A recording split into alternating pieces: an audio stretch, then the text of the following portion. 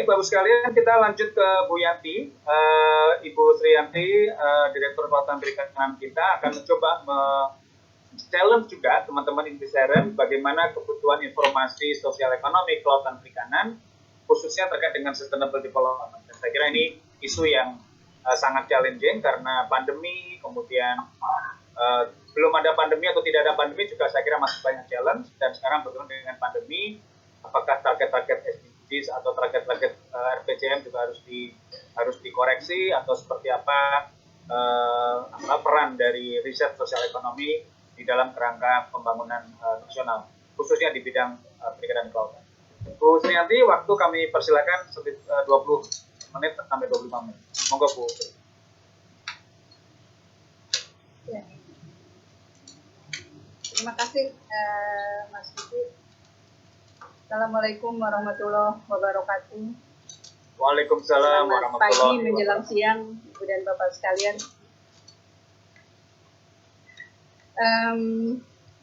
Saya senang sekali ada di sini dan ini adalah kehormatan untuk saya berbicara dengan para researcher yang hebat-hebat itu.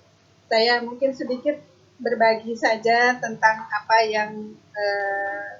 yang kita akan lakukan 5 tahun ke depan dan bagaimana mimpi kita 100 tahun ke depan untuk yang membutuhkan tentunya riset. Lanjut, ada tayangan yang bisa saya share dengan teman-teman. Terima kasih pada kali juga. Ya, silakan Bu Yanti.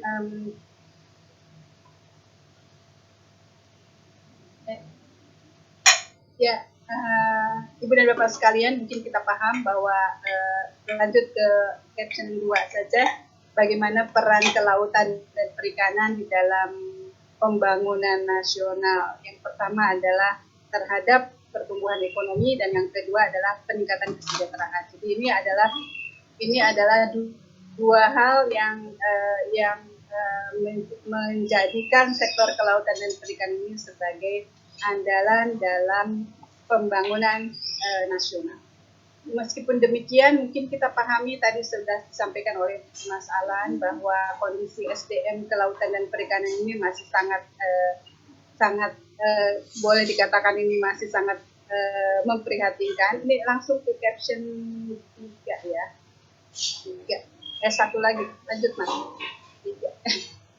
Ya, caption 3.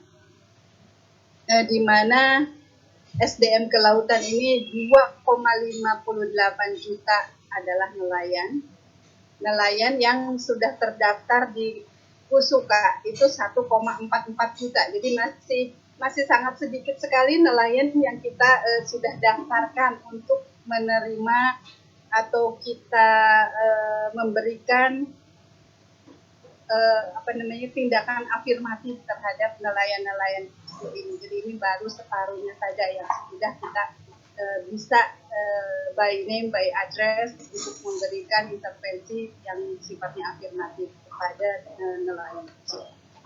Kemudian ada 3,74 juta pembudidaya ikan dan hanya separuhnya, bahkan mungkin sepertiganya dari ini yang terdaftar. Kemudian ada juga yang dari 16.000 petambak garam itu 10.000-nya yang sudah terdaftar. Jadi ini benar-benar separuh informal dan ini semua informal. Tapi sebetulnya yang sudah kita bisa formalkan adalah separuhnya dari yang ada ini. Kemudian tadi sudah disampaikan juga oleh teman-teman pembicara terdahulu mungkin terkait dengan bagaimana nelayan ini termasuk kelompok rumah tangga yang diperkirakan 40%-nya berpendapatan terbawah. Kemudian bagaimana penghasilan sesama rumah tangga nelayan ini dengan adanya ketimpangan, jadi menyumbangkan terhadap Gini rasio yang juga susah kita naikkan. Kemudian ini masalah klasik permodalan yang sudah sekian tahun kita merdeka masih juga ada. Kemudian ada keterbatasan pelayanan dasar.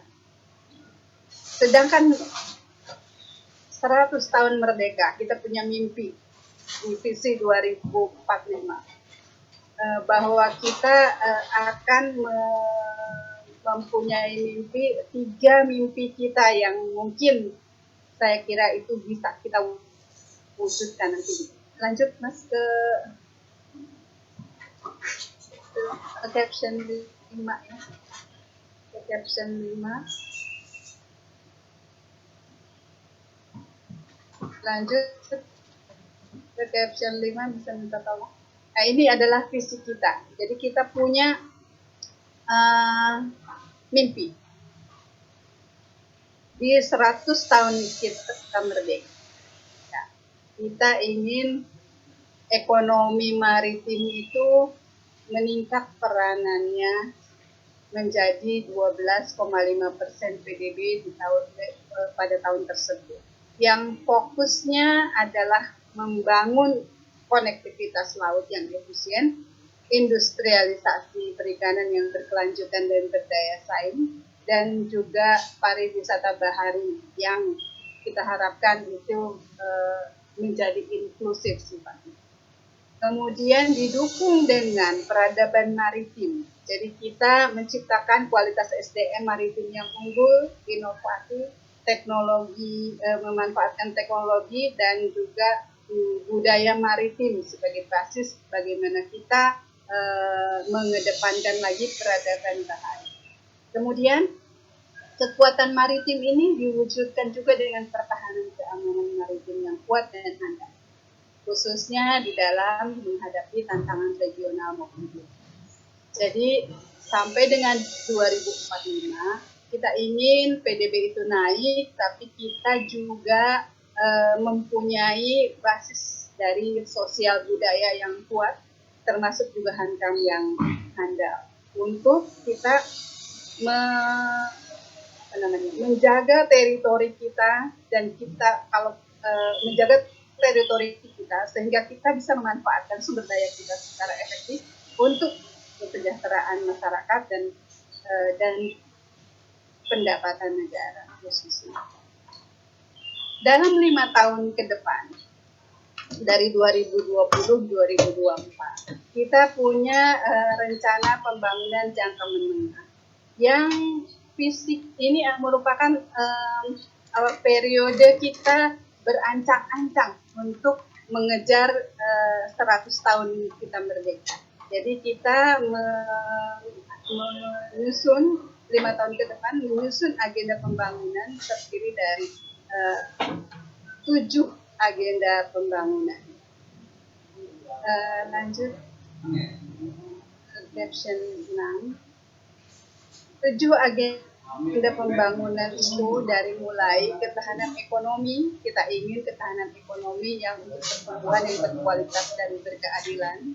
Kemudian bagaimana kita mengurangi kesenjangan, itu agenda pembangunan kedua. Agenda pembangunan ketiga, kita coba memfokuskan SDM ini sehingga bisa berdaya saing, dan kita memulai kebijakan kita untuk budaya maritim menjadi hal yang yang kita jadikan fondasi bagi pembangunan wilayah kita, NKRI yang negara kepulauan, dengan revolusi mental dan pembangunan kebudayaan maritim. Di situ ada di dalam agenda 4. Kemudian infrastruktur untuk pelayanan dasar juga ada di agenda 5. Dan kita tidak melupakan bagaimana keberlanjutan dari pembangunan itu harus diwadahi dalam agenda pembangunan 6, dan juga penguatan dari stabilitas Polhuankam dan transformasi pelayanan publik ini untuk merangkum semuanya, itu adalah di agenda ini. Kemudian di dalam 5 tahun ke depan, lanjut ke caption 7 ya, kita ingin pengelolaan sumber daya itu menjadikan WPP kita sebagai basis spasial bagi pembangunan perikanan berkelanjutan, pengelolaan dan penataan ruang, dan juga rencana zonasi. Jadi itu basisnya. Kemudian juga kita mengedepankan tentunya inovasi teknologi riset dan penguatan database. Ini untuk keperluan dari pengelolaan BPPT. Semuanya ini mendukung ke sana. Jadi kita mengadres dari sisi agenda ekonomi yang berkeadilan itu dengan menerapkan peningkatan nilai tambah. Yang terutama mungkin kita tekankan pada penerapan standar mutu, sertifikasi ketelusuran produk, perluasan akses pasar dalam dan luar negeri, di samping kegiatan-kegiatan lainnya. Dan satu lagi mungkin kita ingin ada semacam penguatan branding dari produk perikanan Indonesia. Ini yang kita ingin address dalam upaya kita meningkatkan nilai tambah lapangan kerja dan investasi di sektor retail, khususnya di sektor kelautan dan perikanan. Kemudian ini kita punya sasaran utama terkait dengan kelautan dan perikanan yang ini semuanya membutuhkan inovasi dan riset dalam jangka pendek yang untuk mendukung ini semua. Jadi yang pertama adalah bagaimana kita menerapkan perikanan berkelanjutan di wilayah WBP kita dan bagaimana kita menjaga indikator SDG supporting itu untuk menginternalkan ke dalam rencana pembangunan 5 tahun kita ke depan. Jadi sekali mendayung 2-3 pulau terlampaui, kita memenuhi agenda pembangunan nasional di dalam, kita juga berkontribusi terhadap agenda pembangunan global. Itu tujuannya dari apa yang kita setting di sini. Jadi di sini produksi ikan itu kita memang tidak terlalu ambisius, tapi kita harapkan nilai tambahnya itu yang akan meningkat, termasuk juga pendapatannya. Jadi diharapkan nanti produk-produk primer lah yang produk premium lah yang nanti kita jadikan tumpuan kita untuk mengangkat sektor kelautan dan perikanan ini. Di dalam 5 tahun ke depan juga kita punya caption 10 ya. 5 tahun ke depan kita juga ada yang kita sebut dengan major project yang merupakan adalah program atau proyek strategis yang terintegrasi dengan melibatkan semua stakeholders, termasuk juga dunia usaha, BUMN, pemerintah pusat, daerah, dan KL serta masyarakat. Major project ini tujuannya adalah untuk mengakselerasi pembangunan yang kita ingin capai semacam quick wins 5 tahun ke depan. Jadi untuk yang terkait dengan kelautan dan perikanan itu ada 3 major project yang ingin kita dikawal oleh semua stakeholders, termasuk juga para peneliti ini. Yang pertama adalah penguatan jaminan usaha serta membangun 350 korporasi petani dan nelayan. Kemudian ada revitalisasi tambak di kawasan sentra produksi udang dan bandeng. Jadi komoditas kita batasi udang dan bandeng, tapi pembangunannya kita masifkan untuk tambak-tambak, khususnya di wilayah tambak-tambak yang selama ini kurang produktif atau produktif tapi tidak maksimal dan sebagainya. Itu yang kita akan revitalisasi. Dan kegiatan ini didukung dengan pendanaan yang cukup besar gitu dan Bapak sekalian. Kemudian ada integrasi pelabuhan perikanan fish market bertaraf internasional. Ini semuanya adalah infrastruktur sosial dan infrastruktur fisik untuk ekonomi yang tujuannya adalah memperoleh produksi ikan yang premium yang kita bisa tawarkan, menghasilkan ekspor hasil perikanan yang tinggi, sehingga harga ikan itu akan meningkat dan pendapatan yang diperoleh nelayan itu akan meningkat, dan nelayan ini bekerja tidak individual tapi dalam bentuk korporasi yang mungkin itu memudahkan dia untuk memperoleh akses pendanaan pada saat kita bicara dengan eligibilitas dari korporasi untuk memperoleh pendanaan kredit murah maupun mungkin kredit komersial. Lanjut. Ini adalah kerangka pikir bagaimana kita membangun manusia di dalam 5 tahun ke depan. Jadi kita penuhi dulu, yang pertama adalah pelayanan dasar dan perlindungan sosial. Itu kita secara simultan kita juga ingin meningkatkan produktivitas dengan 3 cara: pendidikan dan pelatihan vokasi, pendidikan tinggi, iptek inovasi. Jadi itu bersama-sama untuk mendorong produktivitas dari manusia sebagai human being maupun manusia sebagai sumber daya.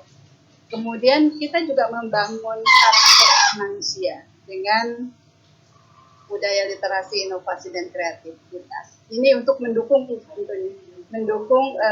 upaya untuk meningkatkan produktivitas tadi. Itu sebagai selingan saja mungkin.